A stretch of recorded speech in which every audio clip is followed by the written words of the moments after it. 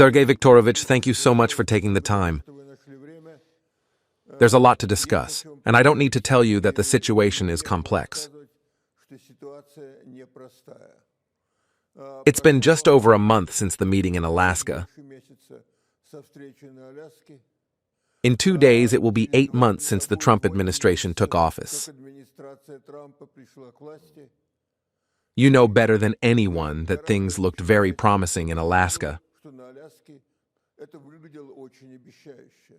And we all know from Donald Trump's public statements that when he entered the White House, he gave us, if you will, serious grounds for hope.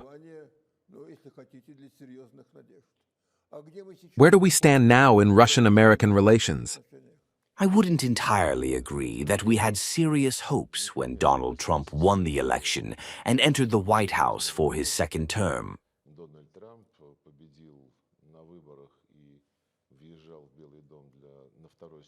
We certainly appreciated, and still do, his openness, his straightforwardness. He never dodges or hides his thoughts. And his focus on results, what he calls deals in the broadest sense, including mutually beneficial projects in the economy, space, natural resource development, and modern technologies.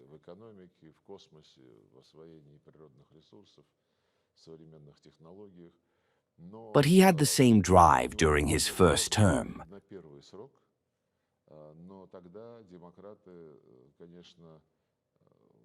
Back then, the Democrats, to put it in Russian terms, really sabotaged Donald Trump.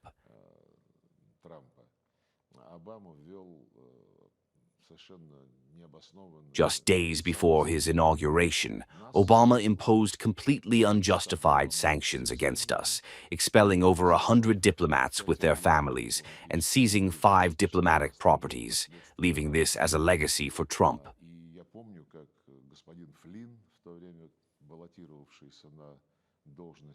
I remember how Mr. Flynn, who was then nominated as National Security Advisor, called our ambassador and said the Democrats acted disgracefully, trying to prevent our relations from developing normally.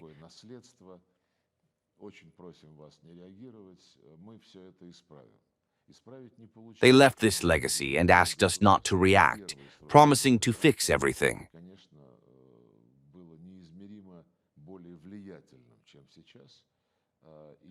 They couldn't fix it because during Trump's first term, the deep state was far more influential than it is now.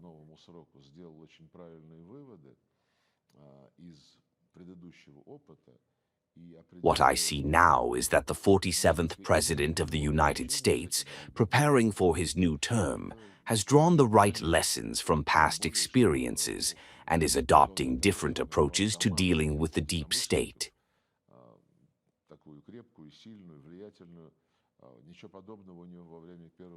This is noticeable.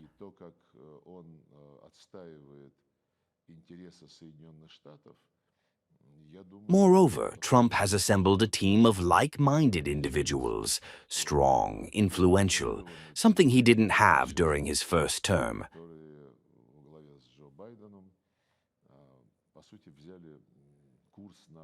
The way he defends U.S. interests is completely different from the ideologically driven policies of his predecessors, who, led by Joe Biden, essentially pursued a course of isolating Russia, rallying the entire Western camp around an aggressive, confrontational policy.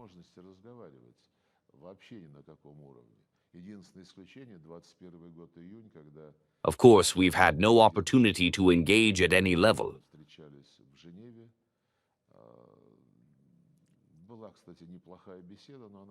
The only exception was June 2021, when Presidents Putin and Biden met in Geneva.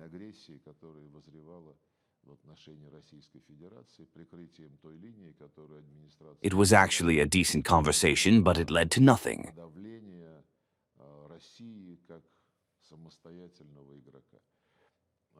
That was likely a cover for the deep-seated aggression brewing against the Russian Federation, a mask for the line the Democratic administration pursued to suppress Russia as an independent player.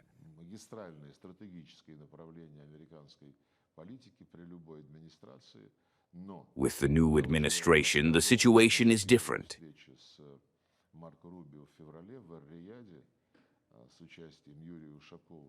Certainly, America first, making America great again. These reflect the core, strategic directions of U.S. policy under any administration.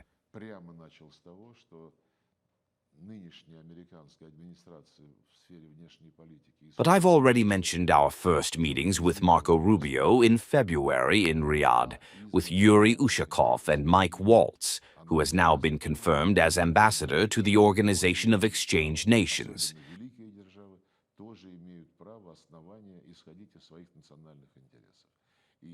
We spoke very frankly, and Rubio started by saying that the current U.S. administration's foreign policy is not based on ideological postulates, but on national interests.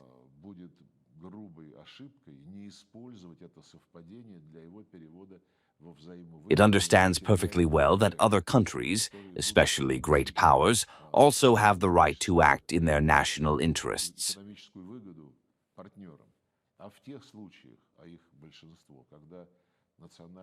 Rubio went on to say something I fully agree with. In the relatively few cases where the interests of great powers align, it would be a grave mistake not to capitalize on that alignment for mutually beneficial, tangible projects that bring economic benefits to partners.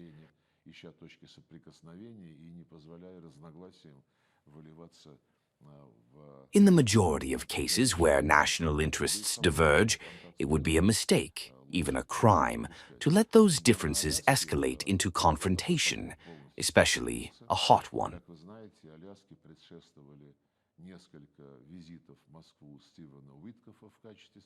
I completely agree.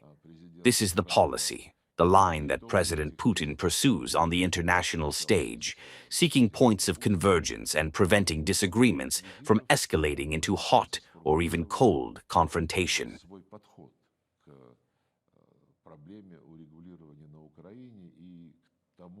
This approach was fully confirmed in Alaska.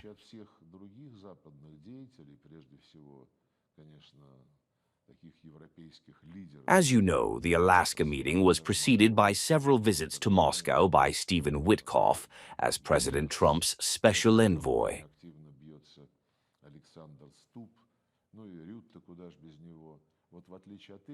He met with President Putin, and following those visits, the Americans outlined their approach to resolving the situation in Ukraine and their role in it.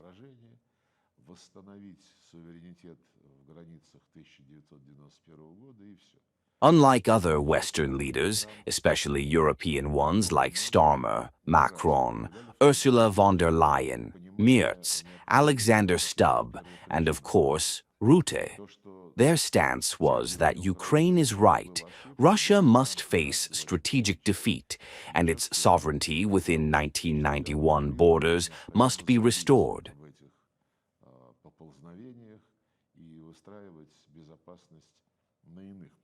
In contrast, Trump and his team have repeatedly shown, including publicly, an understanding of the need to address the root causes of the conflict.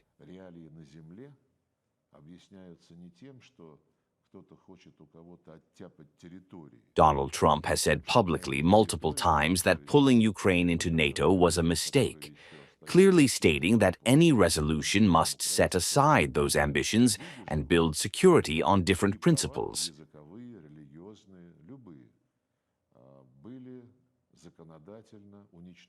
The current U.S. administration also understands that the realities on the ground are not about someone trying to seize territories, but about the people living in those territories. Territories we now control and those still partially under Ukrainian armed forces control, whose linguistic, religious, and other rights have been legislatively obliterated.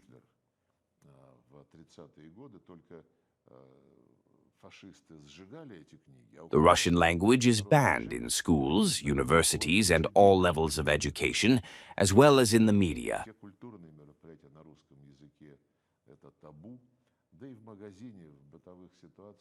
Russian language media, whether owned by Russians or Ukrainians, have been shut down in Ukraine.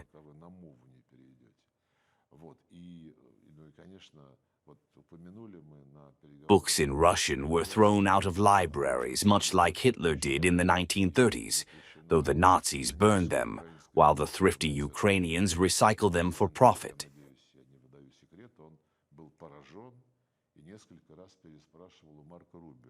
Nonetheless, cultural events in Russian are taboo, and even in everyday situations, if you ask for a pack of salt in Russian at a store, the clerk might refuse to serve you until you switch to Ukrainian.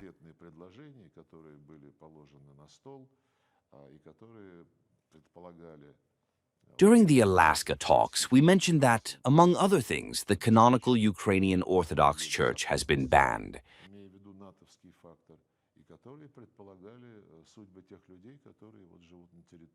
President Trump was shocked and asked Marco Rubio several times if this was true, showing his attitude toward such matters.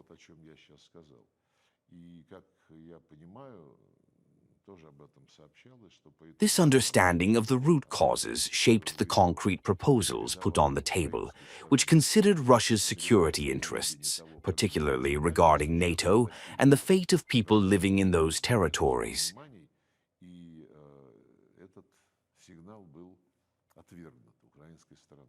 This was reported in the media under the label territory swap, but it was about what I just described.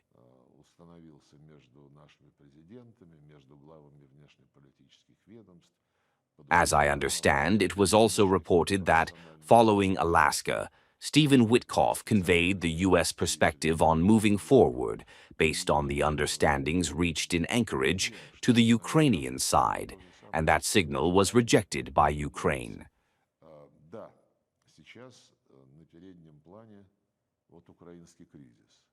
So, yes, we want to maintain the dialogue established between our presidents, foreign ministers, national security advisors, and special representatives.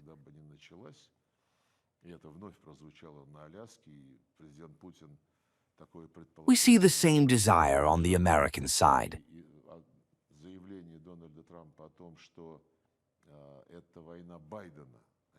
Right now, the Ukrainian crisis is at the forefront, but from Donald Trump's numerous statements, including his claim that this war would never have started if he were president, a point reiterated in Alaska and supported by President Putin, it's clear he prioritizes overcoming the Ukrainian crisis.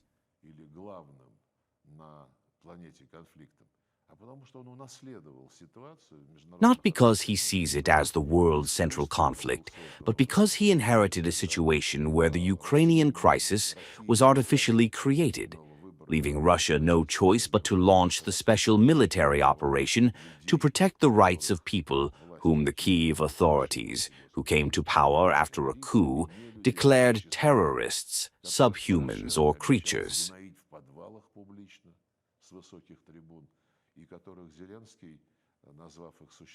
Poroshenko publicly vowed to rot them in basements, and Zelensky told those who feel connected to Russian culture to leave Ukraine.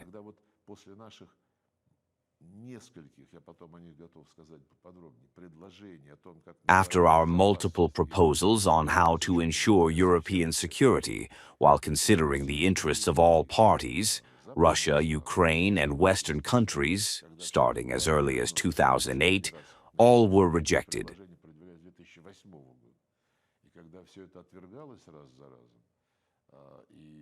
The last time, in December 2021, we proposed treaties between Russia and the US, and Russia and NATO.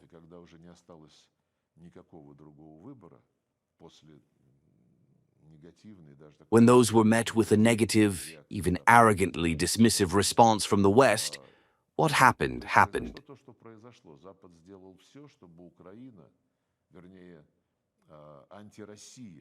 The West did everything to turn Ukraine into an anti-Russia, aimed at containing, weakening, and suppressing the Russian Federation, making it a top global agenda item.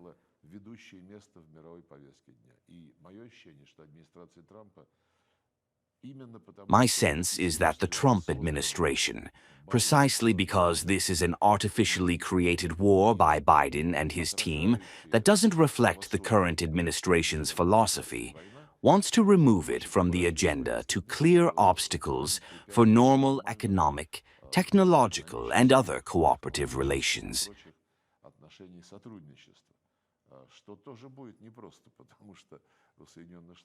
This won't be easy, given the US's unique approach to economic issues, but we can discuss that later. Everything you've said is absolutely true, and the American administration doesn't deny it.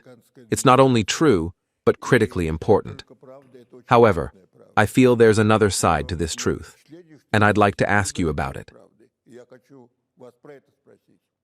8 months have passed, and as far as I know, there are no concrete results yet, with one significant exception. The US has made it easier to issue visas. Many other things we discussed are still at the talking stage. I understand the dialogue has deepened, but there are no results yet. There's nothing inherently wrong with that. You and President Putin have said that the obstacles in our relations are so significant that clearing them immediately would be impossible. But what worries me is that President Trump says he's disappointed, impatient, and even hints at possibly imposing sanctions on Russia. He says he doesn't want to use sanctions, that he has a good relationship with Putin, and that it's not the best way to deal with Russia. Yet, he shows elements of frustration and impatience. How do you react to that? It's probably like how merchants in the Russian Empire used to strike a deal, shake hands, and tomorrow it's done.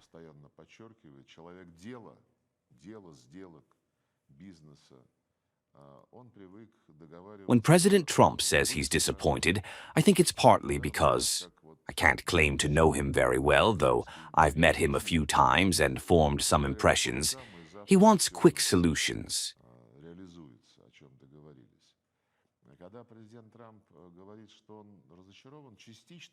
As he often emphasizes, listing global conflicts where he's tried to play a positive role, he believes conflicts that have lasted decades can be resolved quickly.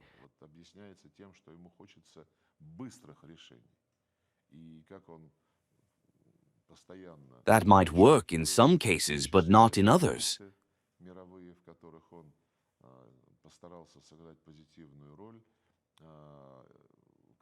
The Palestinian-Israeli conflict, for instance, is a separate matter, a tragedy, a humanitarian catastrophe, like many other crises on Earth.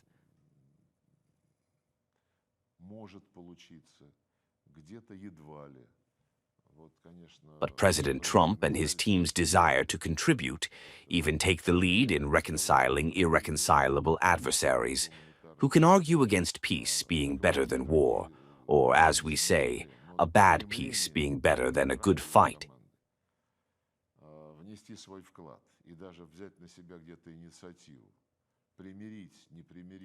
Regarding Ukraine, honestly, I don't see a problem with the possibility of sanctions against Russia.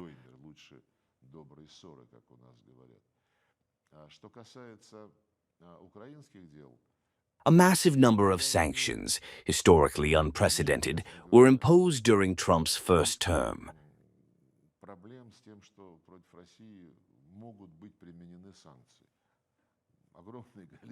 We've learned from this situation when the West bombarded us with sanctions, which, under Biden, replaced any diplomatic efforts.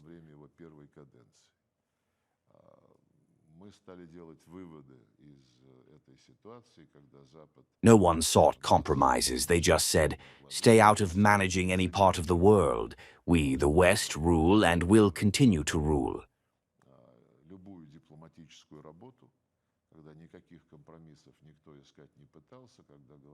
This applies not only to Ukraine, but to all our neighbors, where the West actively operates, often disregarding our interests.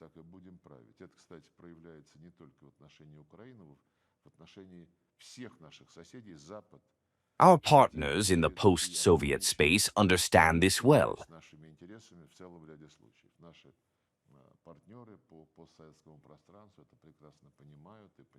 They know they have not only obligations within the CIS, CSTO, Eurasian Economic Union, and Shanghai Cooperation Organization, but also vital interests realized through alliances and partnerships with Russia.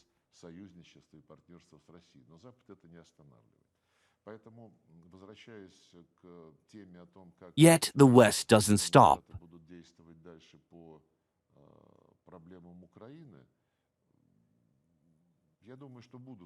So, regarding how the U.S. will proceed on Ukraine, I think there will be additional contacts.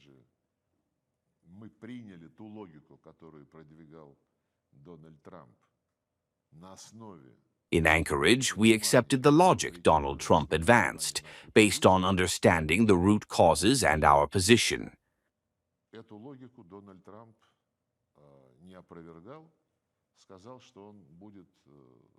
He didn't contradict this logic and said he'd consult with his allies.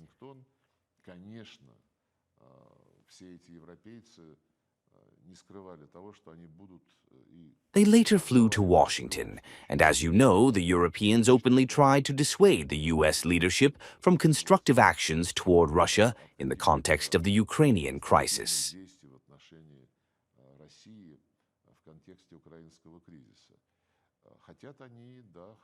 They want to drag the U.S. back to the slippery path it followed under Biden, when it was Biden's war. They want to make it Trump's war too. They don't hide it. Are they succeeding? I don't think so. Recently, there were reports that the U.S. signed its first contract or agreement, not implementing Biden-era contracts, but something new. 2 batches of weapons, I believe, worth $500 million each, paid for by the Europeans. Congress approved $400 million, funded by the U.S. Trump. Promised he wouldn't do this, but as I understand, Congress passed it without White House opposition.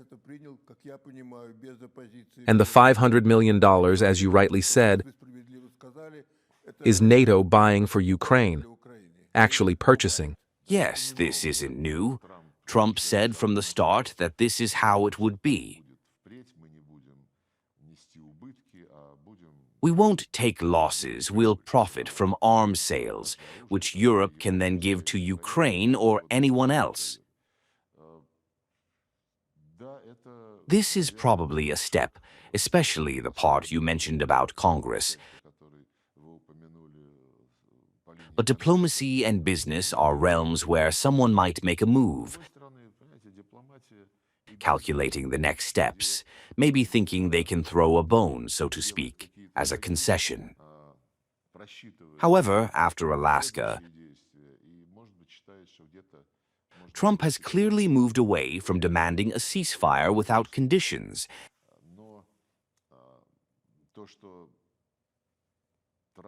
And is now advocating for long-term sustainable regulation.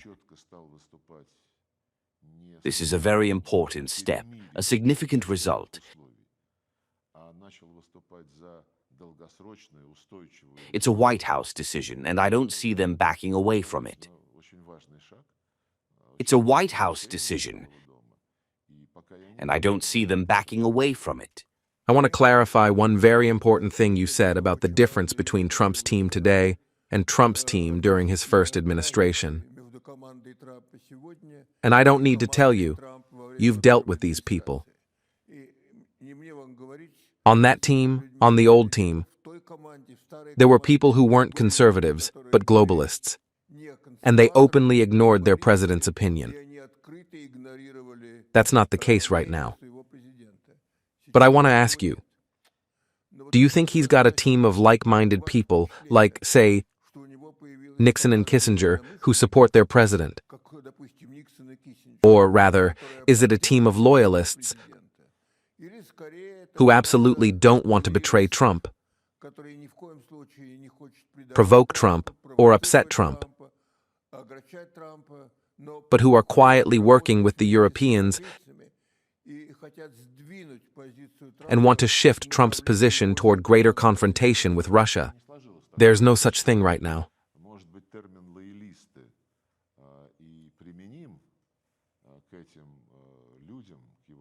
A loyalist is someone who doesn't betray. But if they start playing for the opposing team behind their leader's back, that's something else.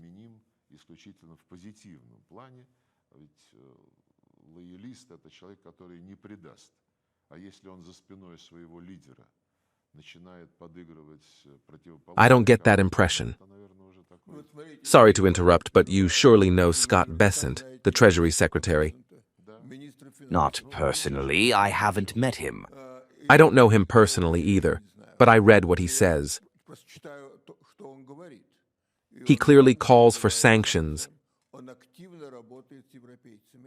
actively works with Europeans, invites European delegations to Washington to develop a joint sanctions agenda against Russia, and then brings it to the president. He clearly believes Russia must be punished and seems to think he can take on not only the Treasury Secretary's role, but also that of the Defense Secretary or head of the military establishment.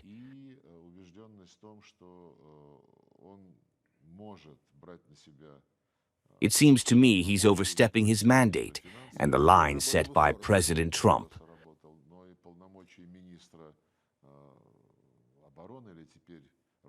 I don't think this negates the support Trump has from most of his team.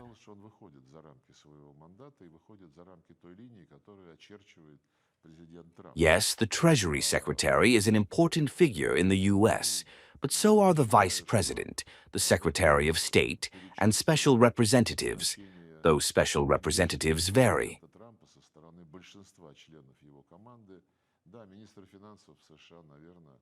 Take Ivan Vitkov, who is clearly focused on finding a balance of interests.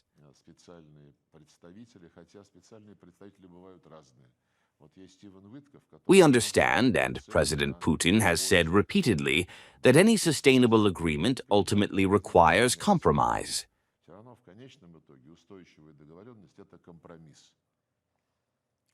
We're ready to seek them, provided our legitimate security interests and the legitimate interests of Russian people in Ukraine are ensured, just as the legitimate interests of other parties to such an agreement would be.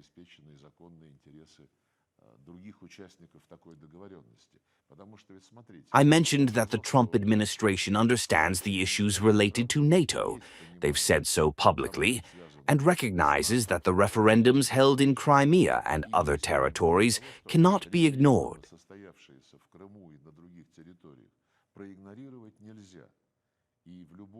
Any agreement must account for the results of those referendums.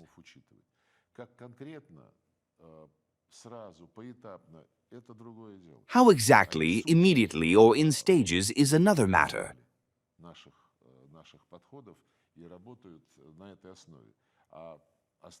They've essentially acknowledged our approaches and are working on that basis.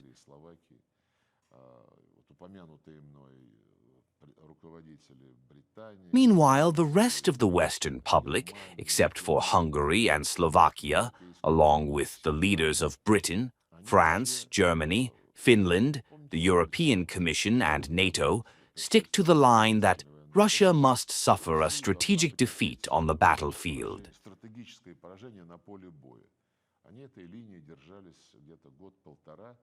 They held this line for about a year and a half, then shifted to saying Russia must not be allowed to win.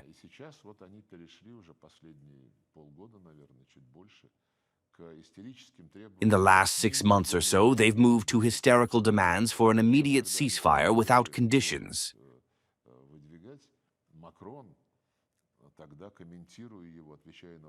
When Macron first raised this slogan, responding to journalists, he said, "No, no, no, it's without conditions, and of course, we'll continue supplying weapons to Ukraine."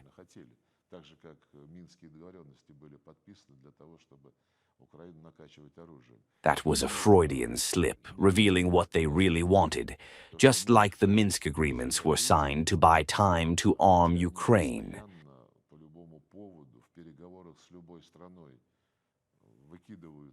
Tellingly, while Europeans constantly raise human rights in negotiations with any country, none mention human rights in Ukraine.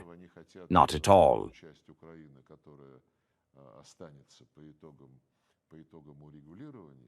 Instead, they want the part of Ukraine that remains after any settlement. Though they shout about 1991 borders, they know it's unrealistic to stay under the current regime, which they have no intention of changing.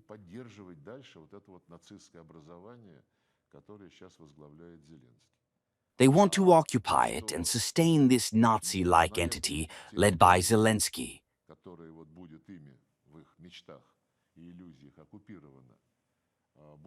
They don't care what happens to the people who speak Russian, for whom Russian is their native language, in the territories they dream of occupying.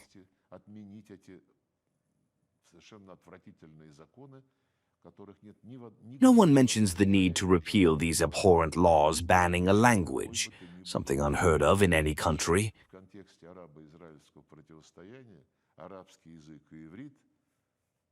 Even in the Arab-Israeli conflict, neither Arabic nor Hebrew is banned in Israel or Arab countries, respectively.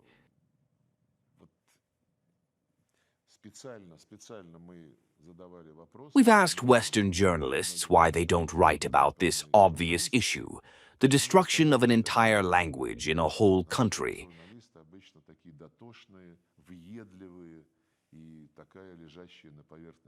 It should interest them, given how meticulous they usually are.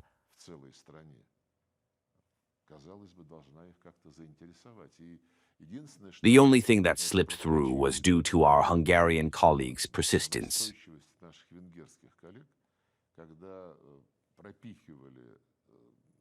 When discussing Ukraine's EU accession, the framework documents included a page-long text demanding that Ukraine respect the rights of national minorities.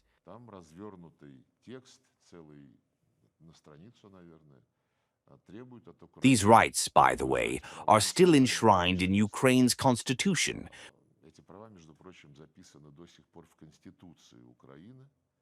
which hasn't been amended in this regard, yet laws contradicting it have been passed.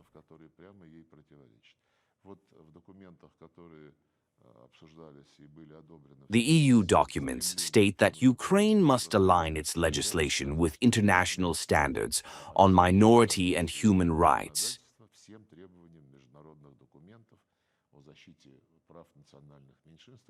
They approved it and forgot it.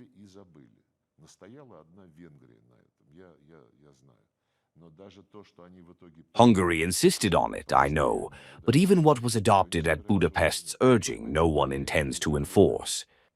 I'm trying to understand what European leaders, except Hungary and Slovakia, are aiming for. You just said they intend, among other things, to effectively occupy Ukraine.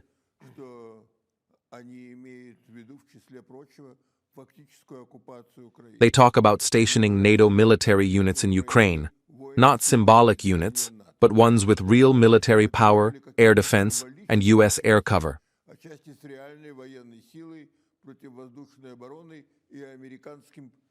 At the same time, they say they'll keep pumping weapons into Ukraine so it can defend itself against Russia.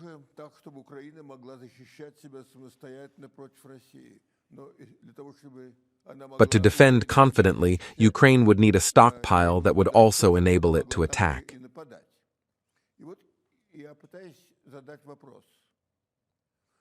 So my question is, are they completely failing to understand or refusing to understand Russia's real strategic concerns, that Russia won't allow such things?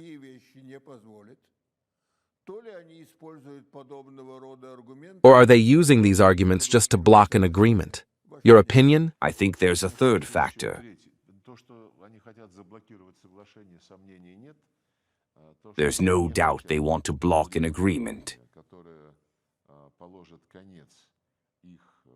I don't doubt they oppose a resolution that would end their decades-long efforts to turn Ukraine into a constant irritant, if not a threat, to Russia.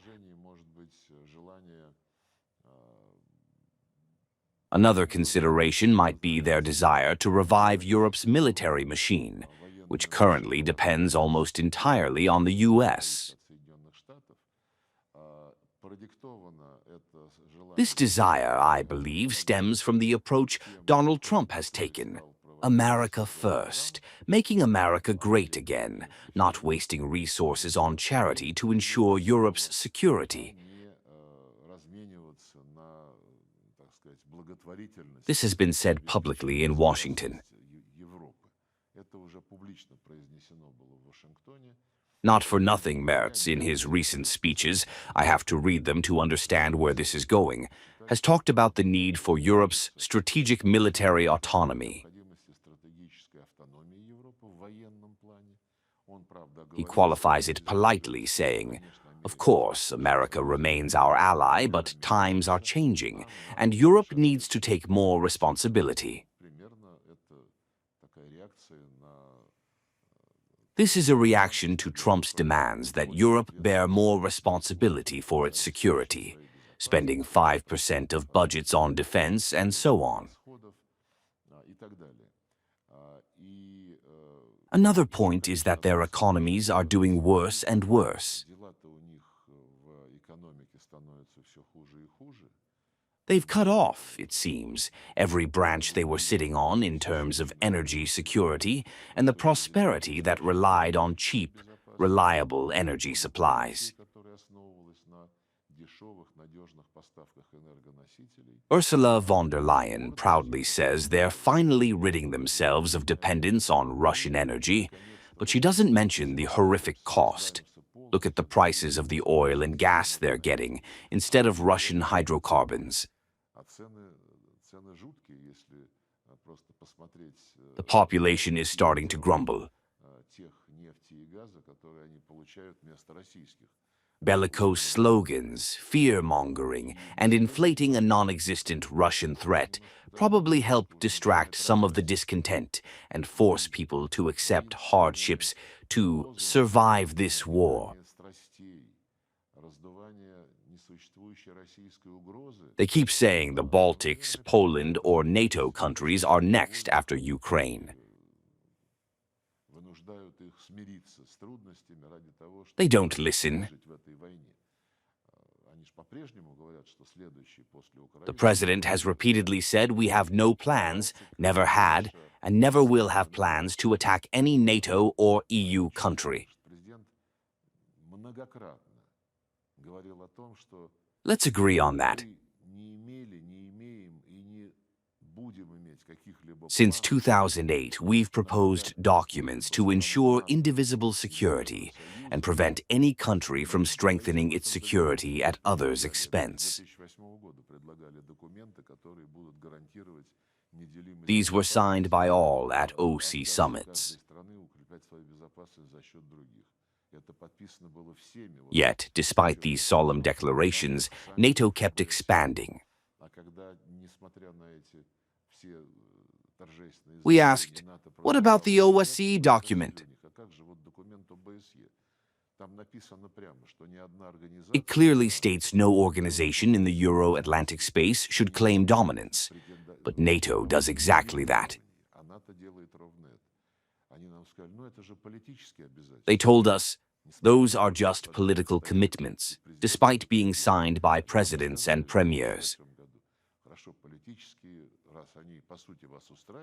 In 2008, we said, fine, if political commitments suit you, let's codify them into a treaty. Their response was, political commitments stay political. Legal security guarantees are only for NATO members. This was a deliberate policy to undermine all OSCE principles, despite their eagerness to pull us in. What's also alarming is the revanchist sentiment, especially in Germany, but also elsewhere in Europe. I was stunned by how quickly Finland shed its neutral stance and how Finnish revanchism is bursting out. Pardon the unparliamentary expression. In Germany, Merz repeatedly pushes the idea that Germany is resurging, revising its laws to sharply increase defense spending, and most crucially, that Germany must again become Europe's leading military power. I'm not sure if he realizes the weight of "again" in that sentence, but I think everyone else does. This worries me greatly, and not just me, as you can understand. But many in Russia, when they hear such statements from the Chancellor of the Federal Republic of Germany. Today, I read a statement from Poland's new president saying Poland needs access to nuclear weapons.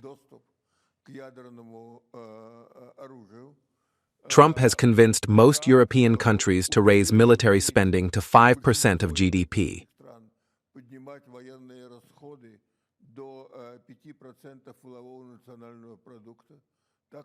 The question naturally arises, Mr. Minister, isn't this creating a new threat to Russia's security? That's exactly how it is.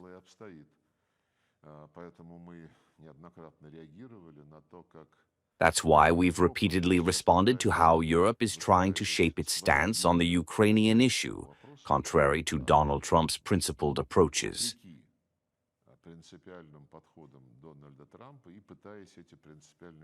They're trying to undermine the approaches outlined in Alaska and presented to U.S. allies, dragging the U.S. back into their games of containing Russia, including, as you mentioned, providing air cover for NATO and EU troops they hope to deploy in Ukrainian territory still under Zelensky's regime.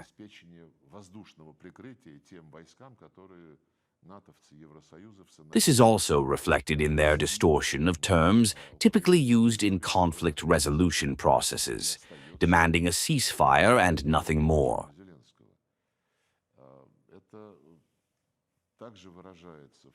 Meanwhile, Zelensky pushes everyone to talk about negotiations.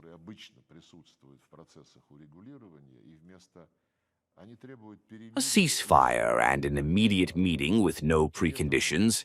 Their only aim is to stage another circus act, showing Zelensky, brave in his camouflage and beard, lecturing President Putin or someone else.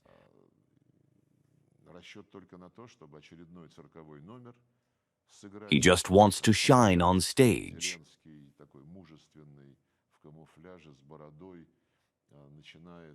We can't go along with that.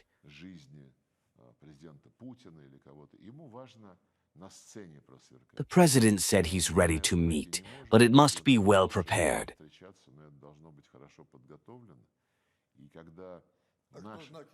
We need a response to the proposals we've put forward and the approaches discussed in Anchorage.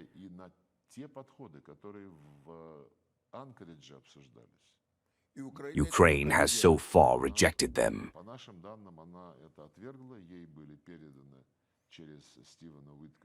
According to our information, they dismissed the considerations the Americans conveyed through Stephen Witkoff after Alaska, which reflected an understanding of the root causes and the need to address them.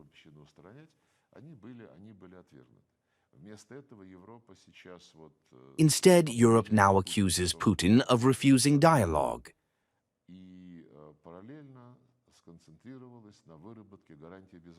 Meanwhile, they're focused on developing security guarantees for Ukraine without Russia's involvement.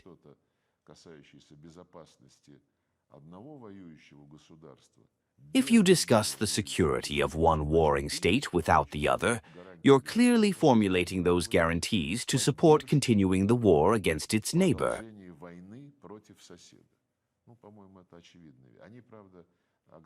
That's obvious.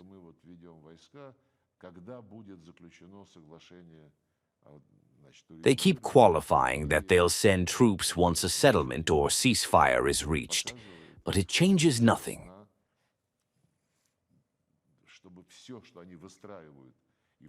It only shows their intent to ensure everything they build, during and after the conflict, serves to contain Russia, as they put it.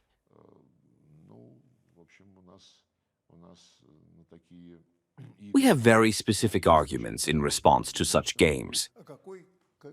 They usually don't hear our arguments, unfortunately. But I get the sense that you and the president are very successful in engaging with countries like China,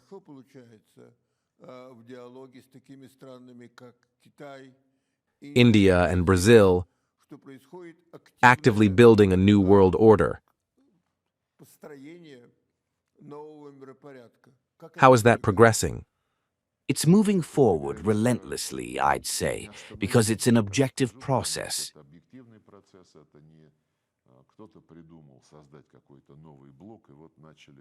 It's not about someone deciding to create a new bloc and drafting documents and principles for it.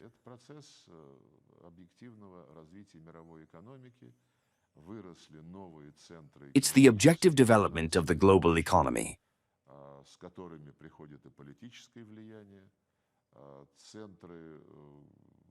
New centers of economic and financial power have emerged, bringing political influence and advancements in modern technologies that will shape the future configuration of the global economy.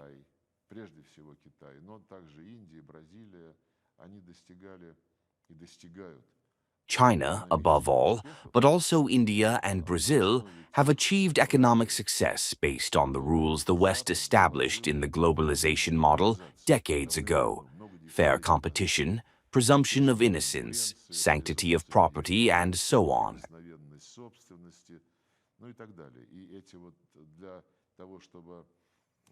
The Bretton Woods system, the IMF, World Bank, and WTO were meant to ensure these principles.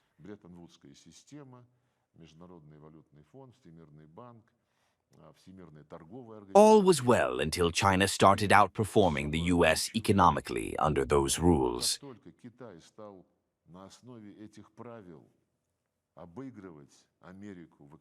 Then brakes were applied to these Bretton Woods institutions.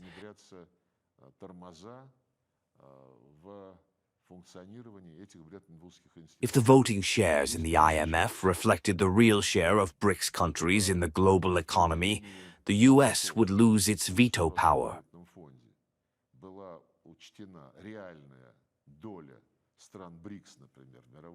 The number of US votes would drop, and their veto would vanish.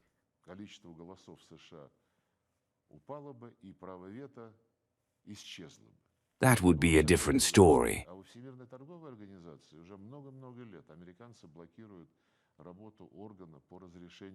The WTO's dispute resolution body has been blocked by the US for years because China's hundreds of complaints would inevitably lead to rulings in Beijing's favor against discriminatory barriers the US erected to counter China's competitive, high-quality, affordable imports.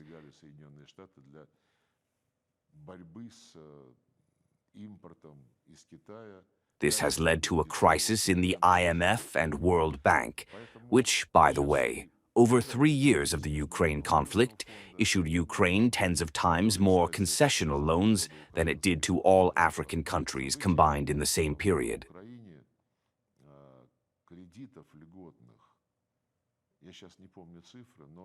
This politicization discredits these institutions.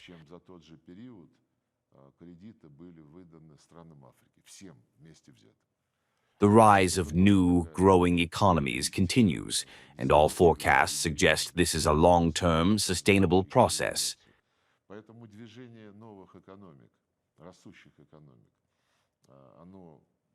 They will claim, and already are claiming, a fairer place in global affairs.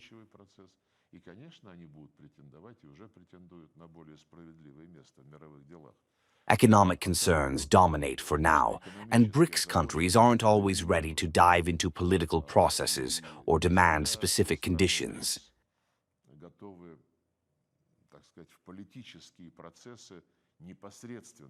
But politically, we share a consensus within BRICS and the Shanghai Cooperation Organization.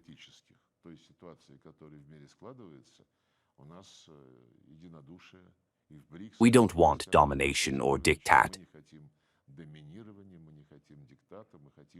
We want indivisible security in all regions. Can this consensus withstand Western pressure? Specifically, Trump's demand that, say, India and China stop buying Russian oil and gas? We're already seeing how these demands are received in Beijing and Delhi.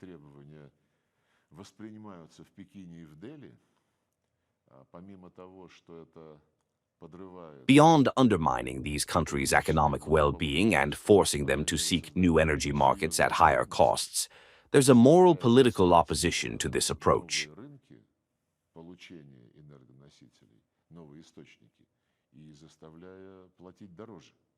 China and India are ancient civilizations.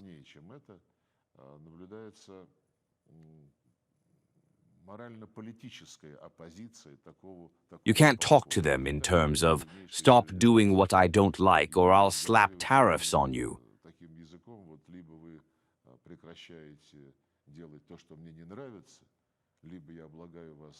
Contacts between Beijing, Delhi, and Washington show the U.S. understands this.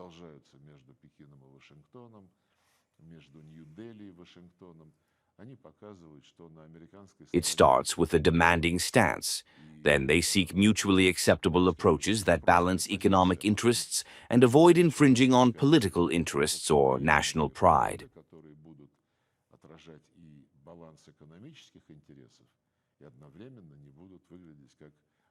It's messier now than during the Cold War, with two camps, détente, and so on.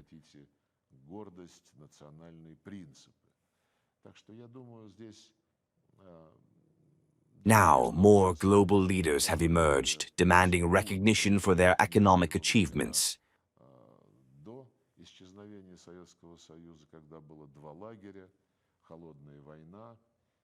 It'll take an era to figure out how a multipolar world will be regulated.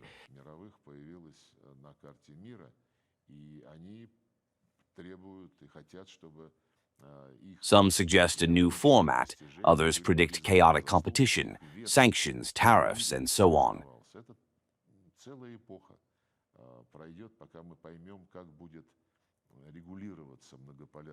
We want these processes to be orderly, but that requires sitting down at the negotiating table and considering proposals from BRICS, the Shanghai Cooperation Organization, the African Union, and Latin American and Caribbean communities.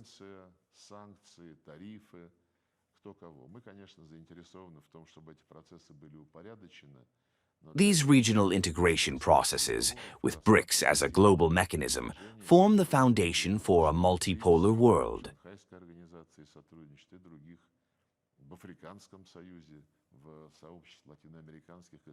Some Russian political scientists say the multipolar world will form without the West, outside the Western system.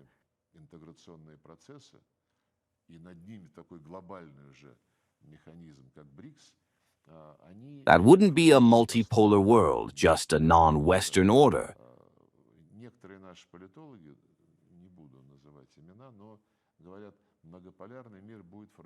But we live on a crowded planet, and as science and technology advance,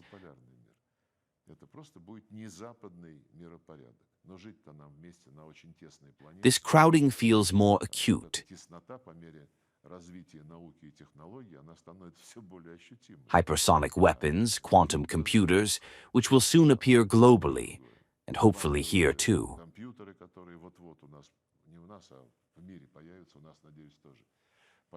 We believe multipolarity must encompass all regions, including the West.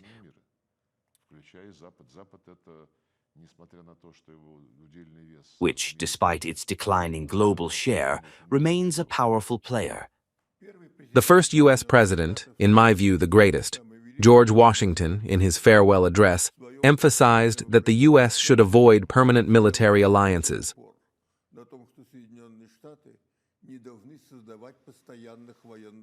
These alliances develop their own logic and dynamics, hinder foreign policy flexibility, and drag countries into unnecessary conflicts.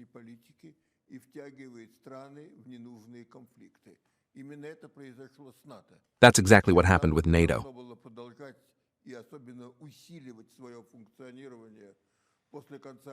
Why NATO needed to continue, let alone intensify, after the Cold War is hard to explain rationally.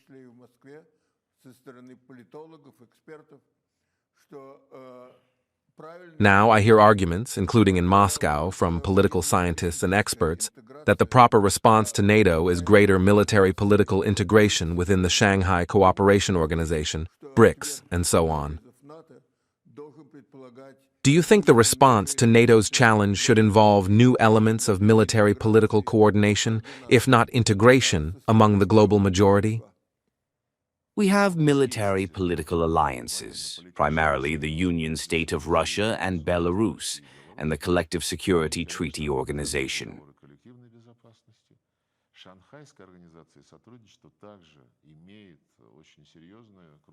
The Shanghai Cooperation Organization also has a significant military political dimension focused on ensuring the security of member states' territories.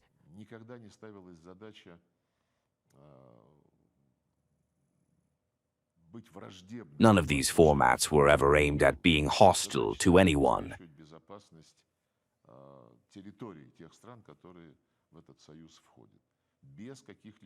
Their goal is to ensure the security of the territories of member states without expansionist ambitions.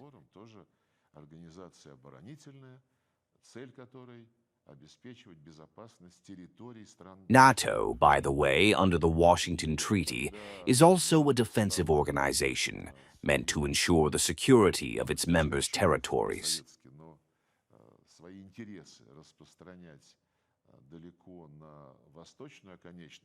But when NATO started extending its influence, its tentacles, to use a Soviet term, far into the eastern edge of Eurasia, former Secretary General Stoltenberg was asked at a press conference if NATO was still a defensive alliance ensuring members' territorial security.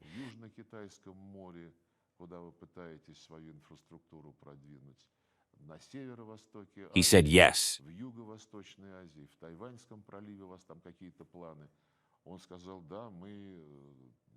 Then why, he was asked, are you in the South China Sea, pushing your infrastructure to Northeast and Southeast Asia, or planning something in the Taiwan Strait?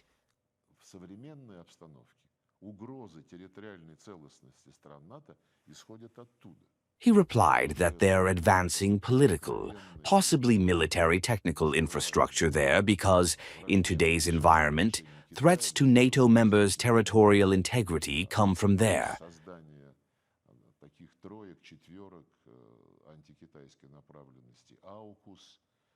This is an openly hostile move toward China. No explanation needed.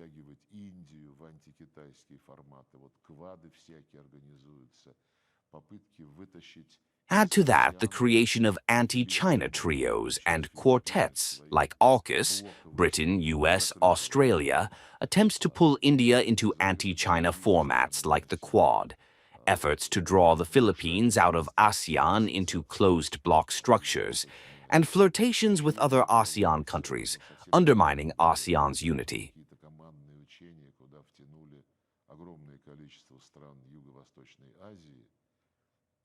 They hold exercises recently involving many Asian and Latin American countries under NATO powers' aegis.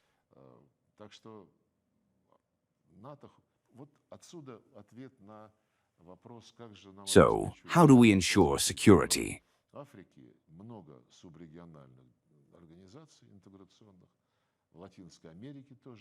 In Africa and Latin America, there are many sub-regional integration organizations, but there are also continent-wide ones, the African Union and CELAC, Community of Latin American and Caribbean States.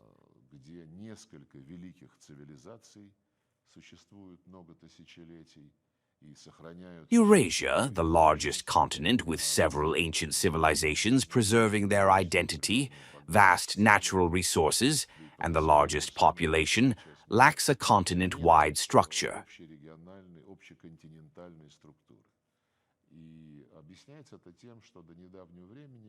This is because, during the Cold War, the West dominated the continent's western part, being more active and powerful after centuries of dominance.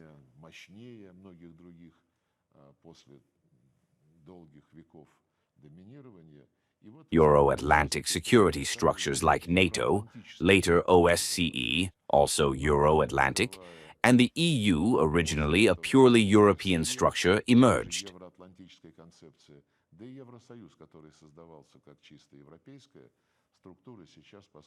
The EU is now essentially merging with NATO, signing agreements allowing NATO to use EU territory for joint mobility if it decides to move tanks and armored vehicles to Russia's border.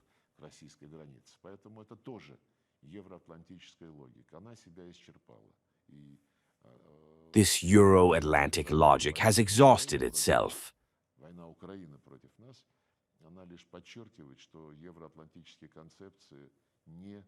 The war organized by the West on Ukraine against us merely underscores that Euro-Atlantic concepts haven't delivered on their promises.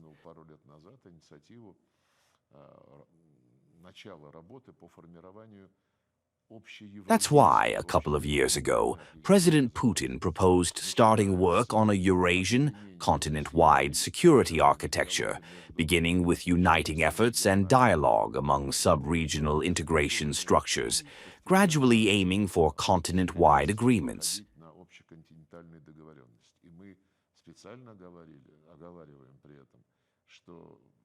We explicitly state that the doors are open to all organizations and countries, including the West, not against it, but with it.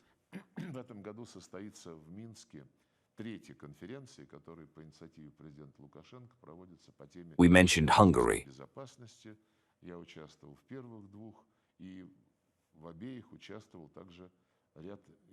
This year, Minsk will host the third conference, initiated by President Lukashenko, on Eurasian security.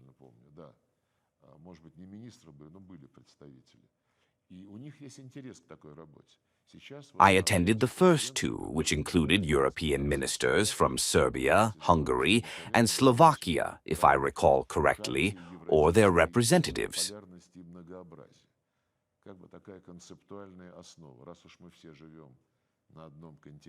They're interested in this work.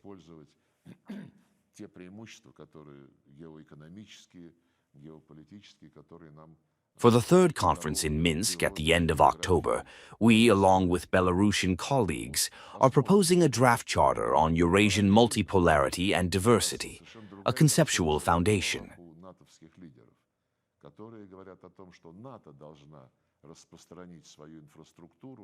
Since we all live on one continent, it's a shame not to leverage the geo-economic and geopolitical advantages granted by nature, geography, and history.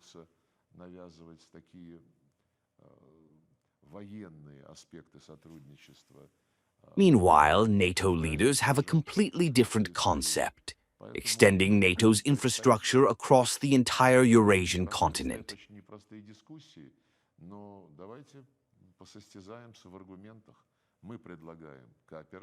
They're already making inroads into Central Asia, pushing military cooperation and showing interest in the South Caucasus.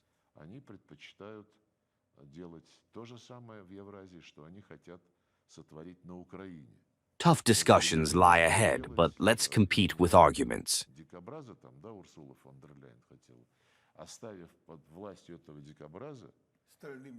We propose cooperation across the continent, considering everyone's interests.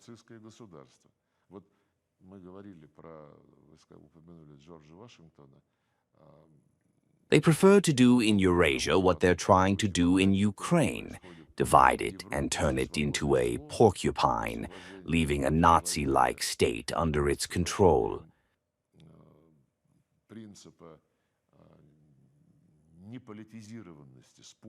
You mentioned George Washington.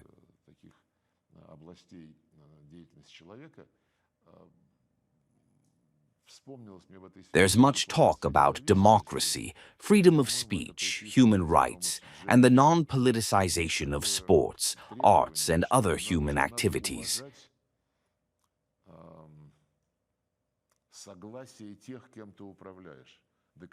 The U.S. Declaration of Independence, attributed to Thomas Jefferson, includes the principle of respecting the consent of the governed.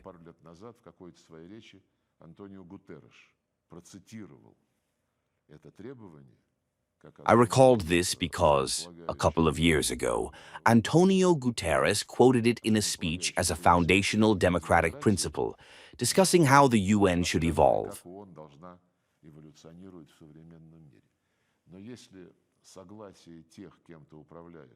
If the consent of the governed reflects the presence or absence of democracy, then we need to look at Ukraine differently.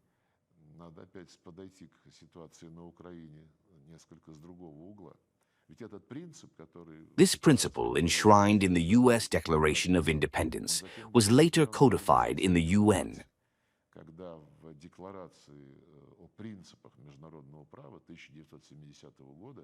In the 1970 Declaration on Principles of International Law, the General Assembly unanimously stated that the territorial integrity of states must be respected when their governments respect the right to self-determination and represent the interests of all people living in their territory.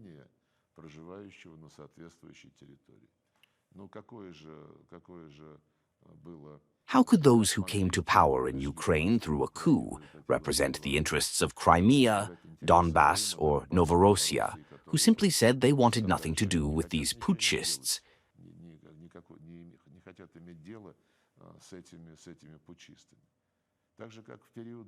It's like during African decolonization, when colonizers no longer represented the interests of the enslaved, who categorically refused to live under their rule.